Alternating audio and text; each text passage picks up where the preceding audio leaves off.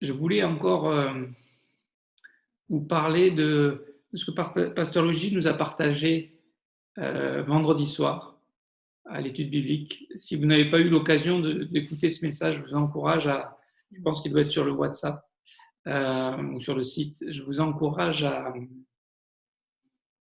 l'écouter tout simplement parce que Dieu nous a parlé, Dieu nous a encouragés pleinement, profondément. Et j'aimerais vous dire que ce confinement nous bouscule, n'est-ce pas? Il nous, il remet en question nos habitudes, notre routine, nos emplois du temps, nos déplacements, nos libertés. Donc, en fait, ce confinement, ça nous remet en question profondément sur peut-être et on pourrait se dire, ben nous, ça roulait tranquille, on n'avait pas besoin de se remettre en question, tout était, ça roulait quoi. Pourquoi est-ce que Dieu, voilà, pourquoi est-ce que Dieu va amener une épreuve en plus, hein? Ça allait pas, c'était déjà pas simple, mais là, en plus, ça complique les choses. Et Pasteur Luigi vient de donner la réponse juste avant, donc je ne vais pas revenir sur ce qu'il a dit, qui était magnifique. Mais peut-être on se repose peut-être des questions face à la réalité, à la menace de la réalité autour de nous, de ce virus, de la mort. Peut-être on peut se remettre en question sur le sens de la vie et on le souhaite que de nombreuses personnes qui ne connaissent pas Christ se remettent en question quant à leur foi, leur espérance, en quoi ils croient, comment ils voient le monde, leur vie, leur place dans ce monde. Et pour nous, en tant que croyants aussi, peut-être que ça va nous remettre, ça nous bouscule. Hein, et on avait plus ou moins calculé les choses, on était calés, on avait notre vie qui roulait, et puis là, il faut peut-être se remettre en question, peut-être réfléchir au but qu'on avait devant nous, peut-être que voilà, notre but c'était d'avoir une vie tranquille, paisible, confortable, sécurisée, avec le Seigneur, avec les frères et sœurs. Mais peut-être le Seigneur bouscule ça pour remettre des objectifs à court terme, des choses concrètes, des choses pratiques, et puis peut-être rafraîchir notre vision aussi à long terme voilà, quel est le but de ma vie, pourquoi je suis là, quel est mon appel, quelle est la direction que je veux prendre pour ma vie. Et ça remet aussi en question peut-être nos priorités. Quelles sont les choses qui sont vraiment importantes pour nous? Quelles sont les choses qui sont primordiales?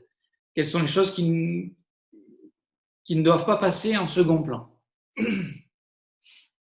Et pour cela, j'aimerais parler de la place que, bien sûr, nous, nous,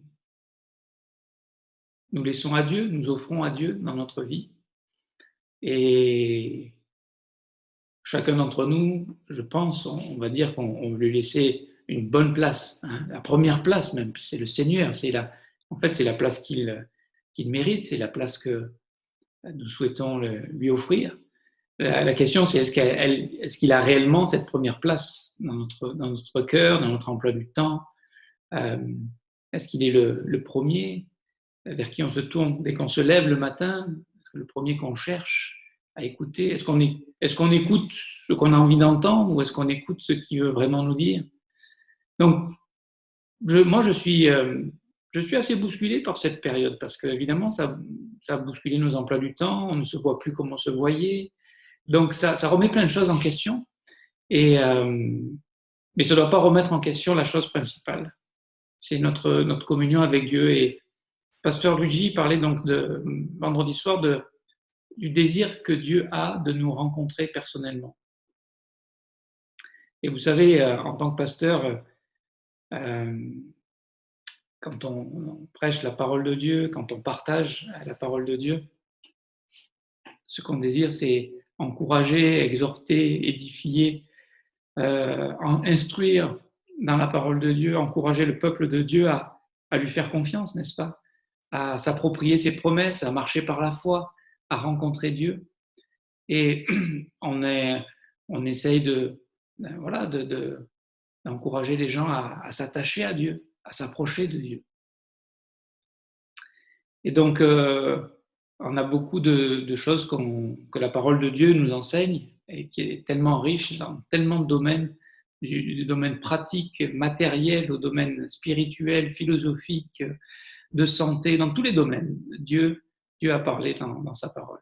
Et on peut s'émerveiller de ces conseils qu'il nous offre et qu'il met à notre disposition et que nous écoutons quand ça nous plaît peut-être et que nous n'écoutons pas quand ça ne nous plaît pas. Mais on peut entendre les choses, on peut écouter les choses, on peut avoir c'est ça que je veux communiquer ce matin, on peut avoir le désir même d'obéir et de suivre ce que Dieu nous dit. Et puis on se rend compte très vite que on est encore lié par des raisonnements, comme disait Pasteur Luigi, lié par des habitudes, lié par la chair qui encore peut-être nous paralyse, la crainte peut-être, la crainte de ne pas être à la hauteur de ce que Dieu, on pense, voudrait de notre vie, de répondre à l'appel que Dieu a sur notre vie. Et on préfère passer outre, se préserver. Et en fait, face à ce confinement, il y a deux options. Il y a deux options. La première, enfin, qui me semble, il y en a peut-être plusieurs d'autres, mais en tout cas, on va parler de ces deux options. La première, c'est la préservation de soi, c'est un repli sur soi. C'est essayer de se protéger davantage, de se sécuriser, de s'organiser, de prendre soin de notre nouveau monde, de notre nouvelle façon de fonctionner. Ça, c'est la première chose qu'on peut faire. C'est ce que l'homme naturel va faire. Et malheureusement, les conséquences de ce choix sont, pour nous qui sommes chrétiens, qui sommes croyants, c'est un endurcissement de notre cœur, qui est lent, qui est sournois, qui nous isole, qui nous rétrécit à notre petit royaume, qui nous étouffe et surtout qui va nous voler l'espérance. L'espérance de ce que Dieu voulait faire dans notre vie. De nous élever, de nous transformer, de nous façonner à son image. Et donc ça, évidemment, c'est pas l'option dans laquelle j'aimerais vous encourager. La seconde option, c'est de s'approcher de Dieu. Et je crois que on pourrait faire toutes les leçons du monde avec le cœur de Dieu, avec la vérité, avec la grâce, avec la doctrine, avec l'explication claire, nette et précise des Écritures dans tous les enseignements qu'on ferait. On peut entendre, on peut dire « waouh, c'est vrai, waouh, c'est beau, waouh, c'est magnifique ». Mais si on n'a pas rencontré Dieu, si on n'a pas entendu sa voix VOX, sa voix personnelle, si on n'a pas reçu une révélation, une illumination, si on n'est pas rentré en contact avec le Seigneur, si on n'a pas touché sa robe, le pan de sa robe, si on n'a pas croisé son regard, si on n'a pas senti sa main sur nous, voilà.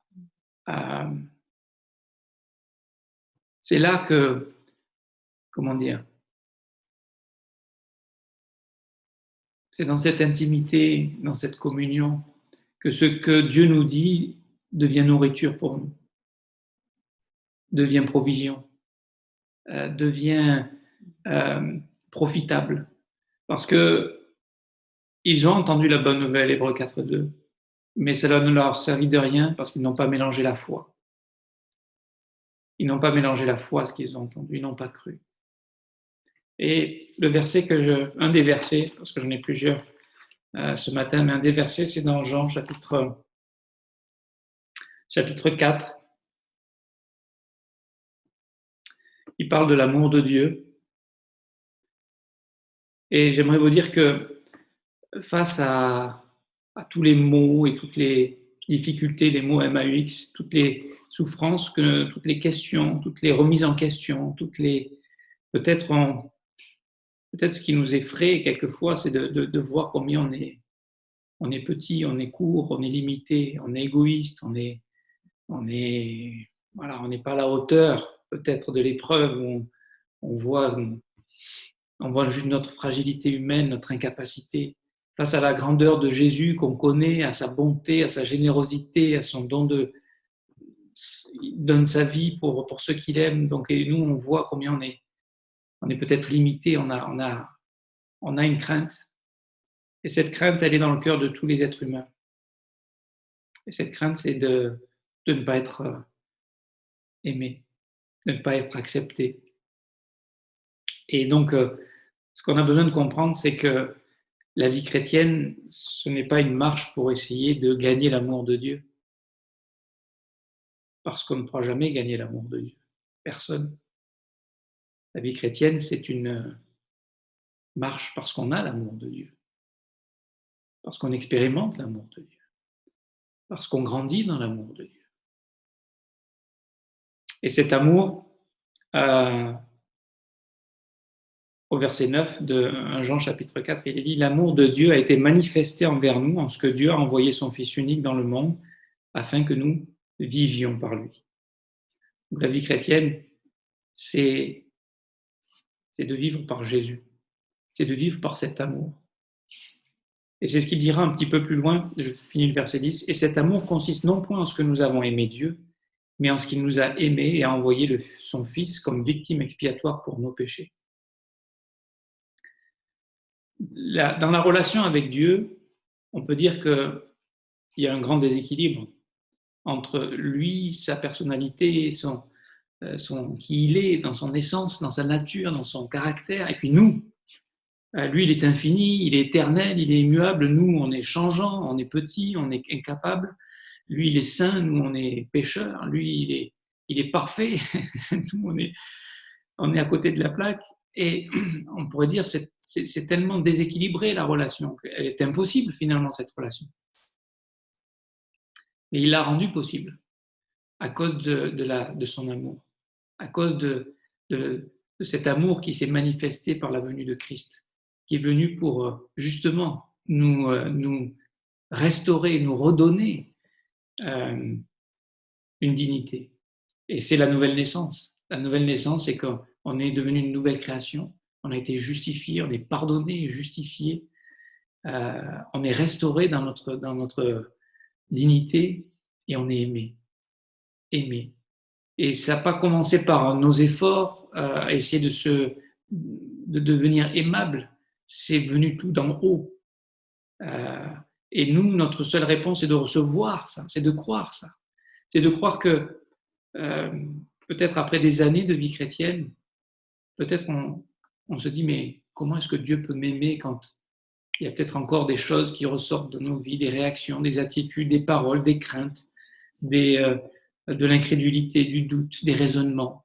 On se dit, mais comment est-ce que Dieu, c'est pas possible, puisse m'aimer? Je suis toujours comme j'étais avant. Non, ça c'est une réalité, absolument. Et c'est la réalité dans laquelle le diable voudrait nous maintenir, pour nous priver d'expérimenter l'amour de Dieu, pour nous empêcher de croire l'amour de Dieu. Et c'est ce qu'il dira un peu plus loin. Au verset 16, il dit « Et nous avons connu l'amour de Dieu que Dieu a pour nous, et nous y avons cru. » Et j'aimerais vous dire, l'amour de Dieu, c'est la réponse pour toutes nos difficultés, pour tous nos problèmes. L'amour de Dieu est patient. Vous connaissez dans Corinthiens 13, l'amour de Dieu supporte tout. L'amour de Dieu ne cherche pas son intérêt. L'amour de Dieu, c'est un don de sa personne pour nous. L'amour de Dieu, c'est la réponse. C'est la réponse de Dieu à la folie des hommes. C'est la solution de Dieu à nos problèmes. Et cet amour, nous pouvons l'expérimenter si nous croyons. Je veux dire, l'amour de Dieu est pour tous les hommes, n'est-ce pas? Pour tous. Et la victime expiatoire pour les péchés du monde entier. Il n'est pas mort pour les justes seulement, il est mort pour tous les hommes. Et il veut que tous soient sauvés. Mais il y a une tragédie, c'est que cet amour, certains ne vont pas vouloir le recevoir. Ils ne vont pas vouloir le saisir, le croire. Et c'est tragique. C'est tragique parce que Ben, celui qui ne croit pas au Fils, la colère de Dieu demeure sur lui, dans Jean 3,36. Celui qui croit au Fils a la vie éternelle, et c'est ce que nous avons. Nous avons reçu la vie éternelle. Et l'apôtre Jean souhaite que nous sachions que nous avons la vie éternelle. C'est ce qu'il dira au chapitre 5 et verset 13. Il dit « Je vous ai écrit ces choses afin que vous sachiez que vous avez la vie éternelle, vous qui croyez au nom du Fils de Dieu. » C'est pour ça que la vie chrétienne, c'est pas d'essayer de garder ce salut et d'essayer d'avoir une vie à peu près morale, à peu près éthique, à peu près convenable pour que Dieu nous sauve encore à la fin quand on va mourir. Nous sommes sauvés. Nous avons reçu la vie éternelle. La vie éternelle est un don. Le salut est un don. Ça ne veut pas dire que nous l'expérimentons toujours. Ça ne veut pas dire que nous sommes toujours remplis du Saint-Esprit. Mais nous avons été scellés par le Saint-Esprit. Il est en nous. Il est avec nous. Et il nous aime.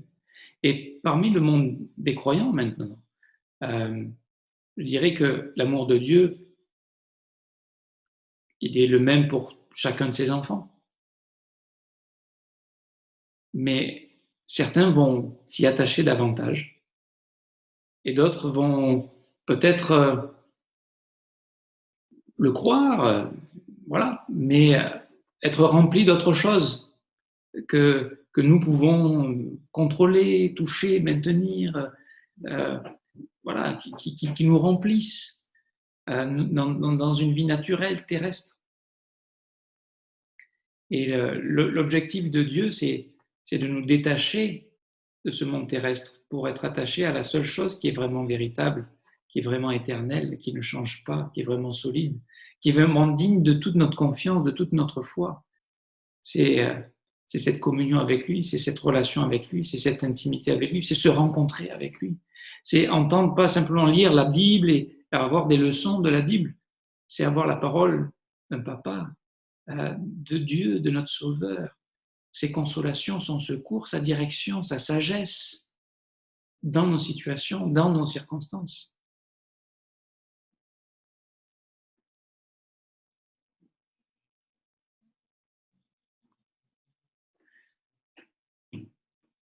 Et nous avons connu, verset 16, l'amour que Dieu a pour nous.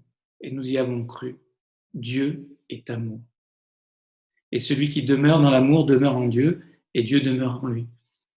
Et au tout début de son épître, l'apôtre Jean va dire ceci aussi.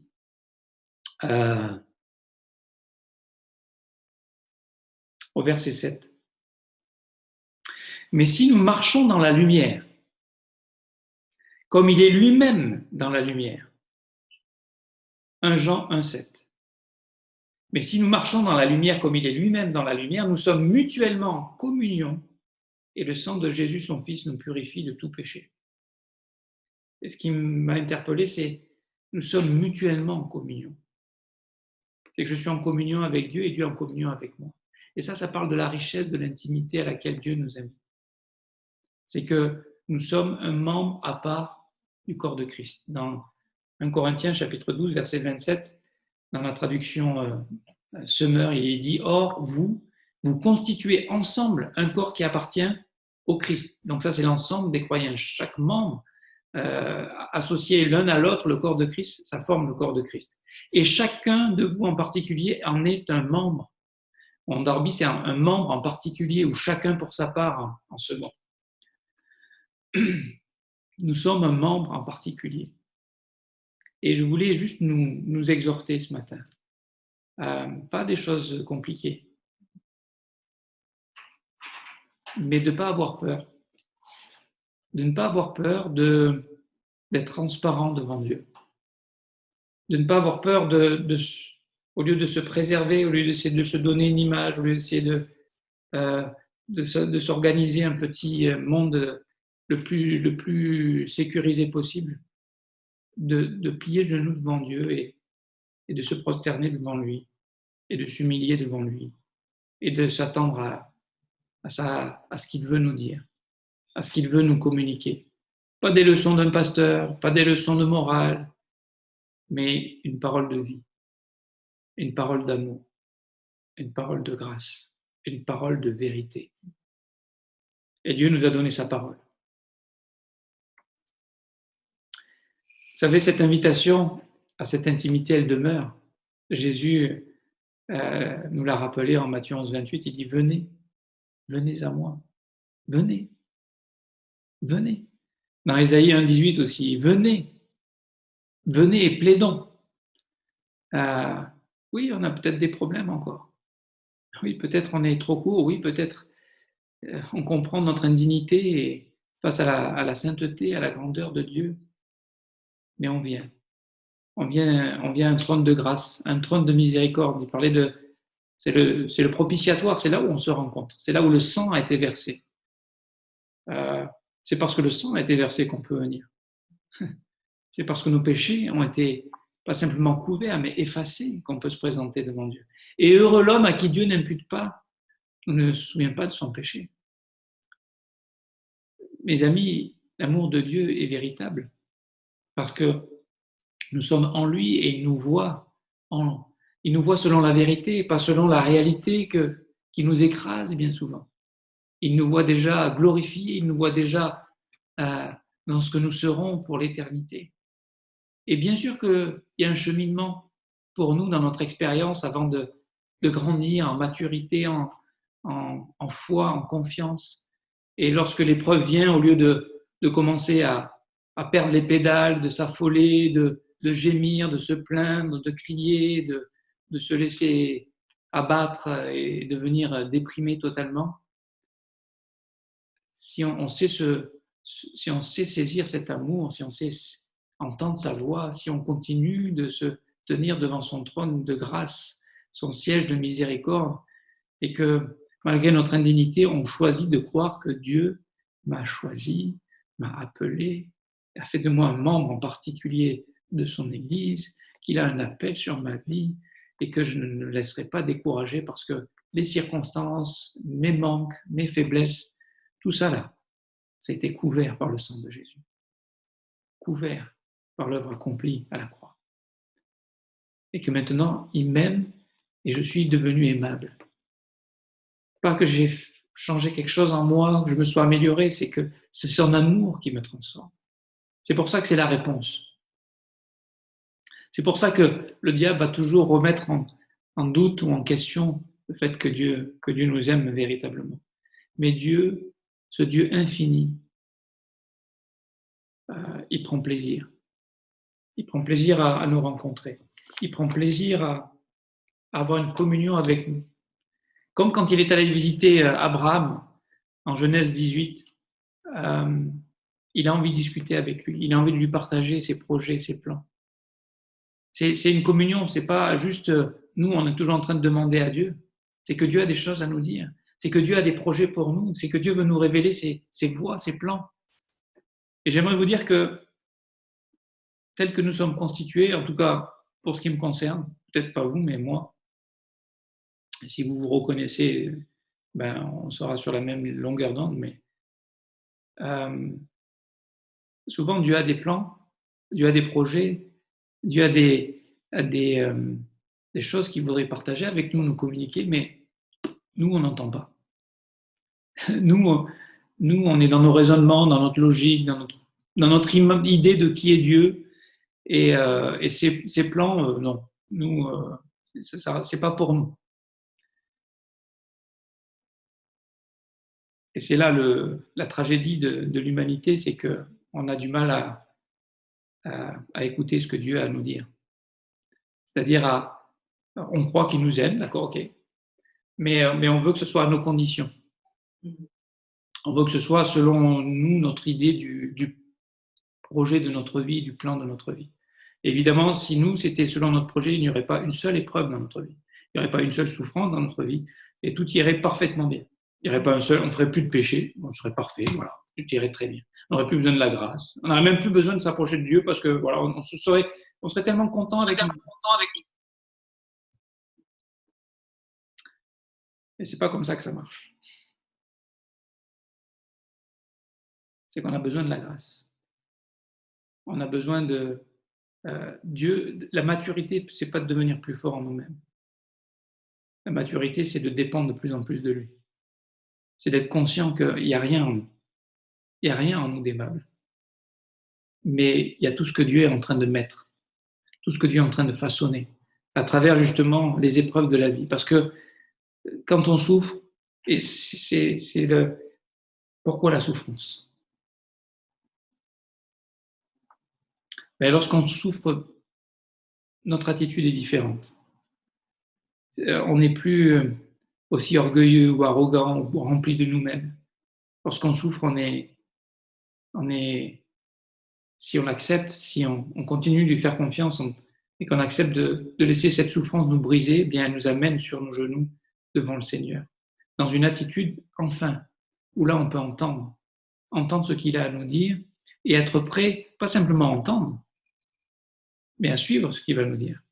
Parce que moi je veux entendre la voix de Dieu, mais pas faire ce qu'il me dit, ça ne sert à rien de vouloir l'entendre. Je veux entendre ce qu'il me dit, mais si ça ne me plaît pas, ok, on arrête là. Et on est comme ça, naturellement. Je suis comme ça. Mais après, j'espère qu'après ce confinement, on va grandir. Alors je sais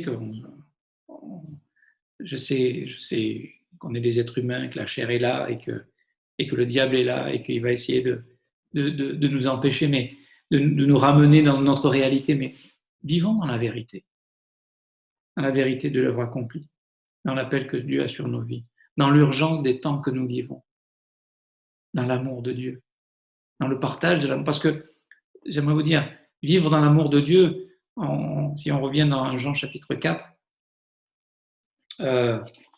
il dit, verset 11, « Bien-aimés, si Dieu nous a ainsi aimés, nous devons aussi nous aimer les uns les autres. » Et donc, moi, je veux vivre l'amour de Dieu, mais ça veut dire quoi de manière concrète? Ça veut dire s'aimer les uns les autres. Ça veut dire commencer à s'aimer soi-même avec l'amour de Dieu. Ça veut dire commencer à se regarder selon la vérité de Dieu, selon les promesses de Dieu, pas selon notre réalité, nos chutes et notre ancienne nature. Elle a été crucifiée, on n'a pas essayé de la arranger.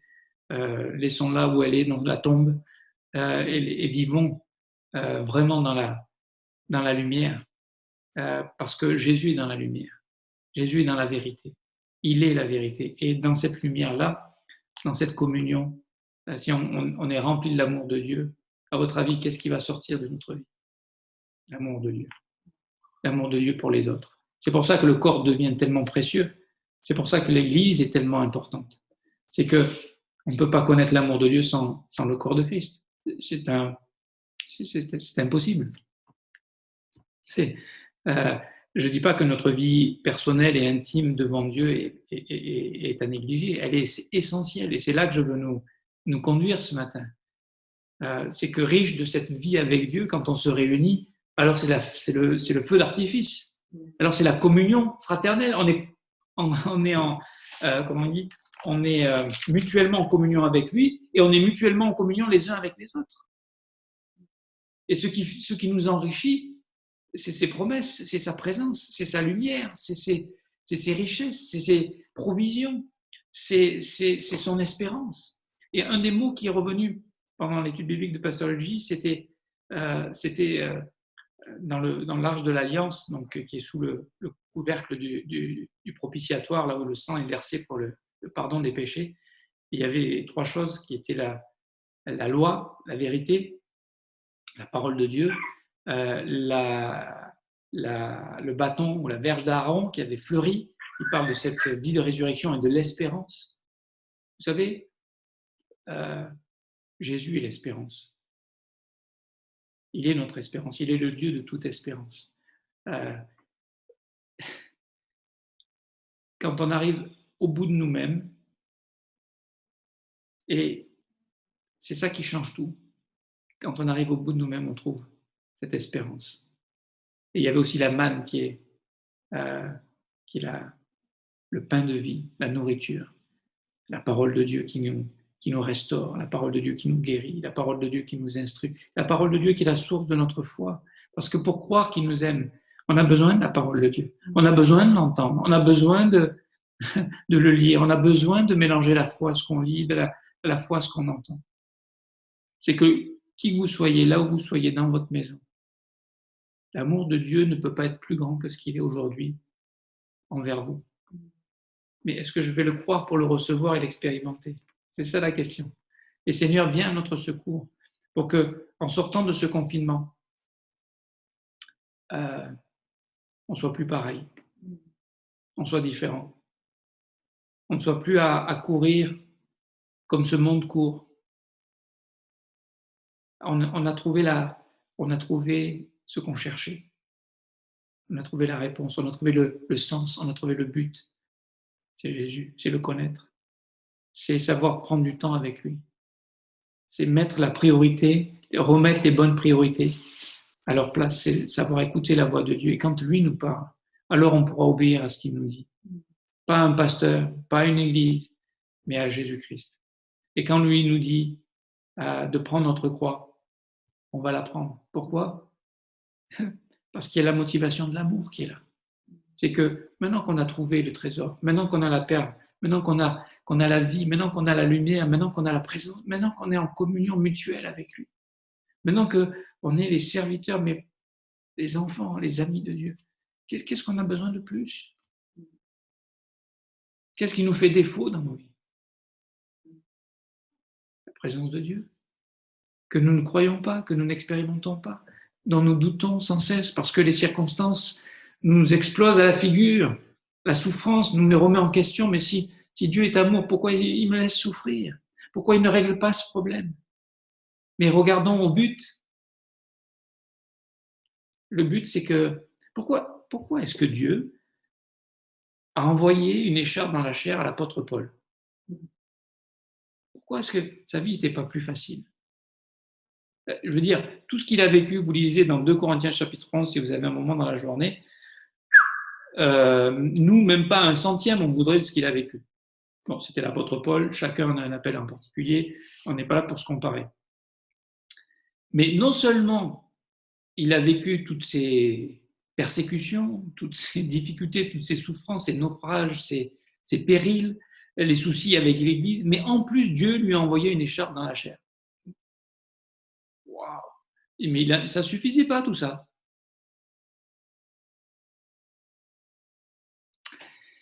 Bien, au lieu d'essayer de questionner Dieu sur ses voies, sur son plan, acceptons humblement et chérissons sa communion, sa présence. Laissons son amour nous sécuriser. Parce que quand on est en pleine sécurité, on n'a pas peur d'être qui on est. Vous voyez ce que je veux dire? On est très prompt, c'est très facile pour nous de faire le religieux, de donner l'apparence, de donner le change. En fait, ça demande d'accepter de répondre à l'appel de Dieu. Ça veut dire qu'on va prendre des risques, ça veut dire qu'on va montrer qui on est véritablement et qu'on n'est pas à la hauteur. Et personne n'est à la hauteur. Et on préfère ne pas répondre à l'appel de Dieu et garder une façade plutôt que de s'exposer et de révéler nos faiblesses, de révéler nos manques, de révéler les points d'aveuglement, de révéler les apôtres que Dieu a choisis. Pierre en particulier, j'ai dit mais c'est pas le genre de personne que j'aurais choisi. Personnellement, c'est pas pourquoi est-ce que Dieu m'a choisi pour être pasteur? C'est pas la personne qu'il aurait fallu choisir, c'était un autre qu'il aurait fallu prendre, qui soit plus capable, qui soit plus doué, qui sache mieux parler, qui sache mieux étudier, qui sache mieux faire les choses. Et ce que je veux dire par là, c'est que Dieu nous a choisi chacun à être un membre en particulier de son corps, à avoir une communion personnelle avec lui, et en tant que membre, à devenir participant de cette vie divine, et d'être en communion avec lui, d'être dans son amour et de partager son amour. Et j'aimerais que le Seigneur nous ravive dans notre premier amour. Pour que nous soyons, lorsque Dieu nous dit quelque chose, voilà, et je terminerai là, lorsque Dieu nous dit quelque chose, au lieu de tergiverser pour essayer de calculer comment on va répondre, si on va dire, et de calculer le prix que ça va nous coûter de répondre positivement à ce que Dieu nous dit, quand on est amoureux, quand on est rempli d'amour, quand on est en pleine sécurité, quand on est saturé de cette grâce, de cet amour, de ce salut parfait, et que notre richesse, c'est sa présence et sa communion mutuelle. Cette communion mutuelle, on dit oui tout de suite. On ne calcule pas le prix que ça va nous coûter, la fatigue que ça va nous représenter, l'argent que ça va coûter. On dit oui tout de suite. Et rentrons dans cette obéissance immédiate qui démontre de notre part de la foi, de l'humilité et de l'espérance. Croyons que Dieu nous aime. Croyons que Dieu se plaît à être en communion avec nous, que quand il nous regarde, il s'émerveille de voir Jésus-Christ qui grandit en nous, même si nous, on ne le voit pas toujours. Restons cachés dans le corps de Christ. Mes amis, je ne sais pas comment on va vivre le déconfinement et tous les détails avec l'Église. Je pense que ce n'est pas encore pour tout de suite qu'on va pouvoir se réunir. Mais sachez une chose, c'est qu'on a besoin du corps de Christ. On a besoin les uns des autres. On a besoin de se rassembler. Alors, aujourd'hui, grâce à la technique, on peut se rassembler comme ça, mais on va pouvoir se retrouver bientôt avec sagesse, avec précaution, avec tout ce qu'il faudra faire, bien évidemment. Mais combien on a besoin les uns des autres, combien on a besoin de s'encourager les uns les autres, parce qu'il y a une bataille véritable. Et l'ennemi voudrait bien qu'on reste isolés sur nous-mêmes, repliés sur nous-mêmes, renfermés en nous-mêmes. On se préserve, on montre une façade, on montre, voilà, tout va bien, mais on ne vit pas. On ne vit pas l'amour de Dieu. On ne connaît pas l'amour de Dieu. Et c'est ce que je voulais vous communiquer ce matin, vous encourager, comme le psalmiste David le dit, au psaume 40, et j'aime beaucoup, je voulais lire ce psaume, mais on n'aura pas le temps.